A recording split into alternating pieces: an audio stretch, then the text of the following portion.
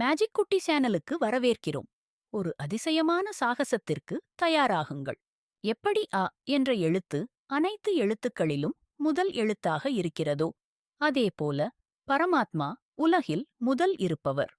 கிசுகிசுப்பான மரங்களும் மின்னும் ஓடைகளும் நிறைந்த ஒரு நாட்டில் புதிய விஷயங்களை கற்க ஏவுகூறலாக இருந்த ஒரு சிறிய அணு வாழ்ந்து வந்தாள். ஒரு நன்றாக சூரிய ஒளி வீசும் காலை அவள் பழமையான மரத்தின் ஒரு வலுவான கிளையில் அமர்ந்திருந்த பழமையான அறிவுள்ள ஆந்தையை, ஓவி எனும் பெயருடையதை சந்தித்தாள்.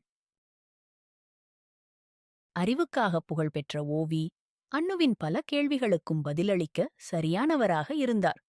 காலை வணக்கம் ஓவி என்று அவள் உற்சாகமாக கூறினாள்.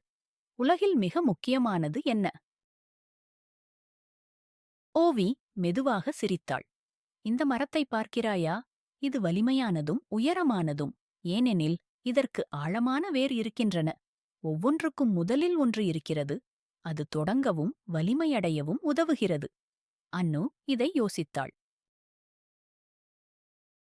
அகரம் போலதான் அறிவுத் தொகுப்பை தொடங்குகிறதா என்று அவள் கேட்டாள். அப்படியே ஓவி தலை அசைத்தாள். நம் உலகில் எல்லாவற்றிற்கும் ஆரம்பமாகிய ஒரு சிறப்பு சக்தி, ஒரு நன்றியுள்ள இருப்பு உள்ளது. அது பறவைக்கு மென்மையான காற்றாடி போல. அணு தனது உடலெங்கும் பரவிய வெப்பத்தை உணர்ந்தாள். அப்படியென்றால் இந்த சக்தியே எல்லாவற்றின் தொடக்கமா? நம்மை வளர்க்கவும் மகிழ்ச்சியாக இருக்கவும் உதவுகிறதா? ஆம் என்று ஓவி பதிலளித்தாள். அது சலசலக்கும் இலைகளில், ஒடுக்குமாற்றமாய் ஓடும் நீரில், தழுவும் நட்சத்திரங்களில் உள்ளது. அது நம்மை எப்போதும் தனியாக இல்லை என்பதை குறிக்கிறது. அணு சுற்றி நழுவிப் பார்த்தாள். கொஞ்சம் வெளிச்சத்துடன் மினுமினுக்கும் காடை கவனித்தாள். நன்றி ஓவி, இப்போது காடு இன்னும் மந்திரமாக உணர்கிறது. வரவேற்கிறேன். ஓவி சிரித்தாள்.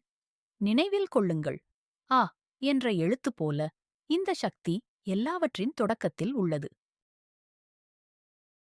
இதயத்தில் ஆச்சரியத்துடன் அணு கைவீசி உலர்ந்து கொண்டு அமைதியான தூக்கத்திற்குத் தயாராக தனது வசதியான கூடு நோக்கி பின்வாங்கினாள். மின்மினிக்கும் நட்சத்திரங்கள் கீழ் அணு புதிய சாகசங்களையும் எப்போதும் தன்னுடன் இருக்கும் மென்மையான உறவையும் கனவு காணத் தூங்கினாள். மாஜிக்குட்டி சேனலைக் காண்பதற்குப் பெருமை. மேலும் மந்திரமயமான சாகசங்களுக்கு லைக் செய்யவும் சந்தாதாரராகவும் மறக்காதீர்கள்.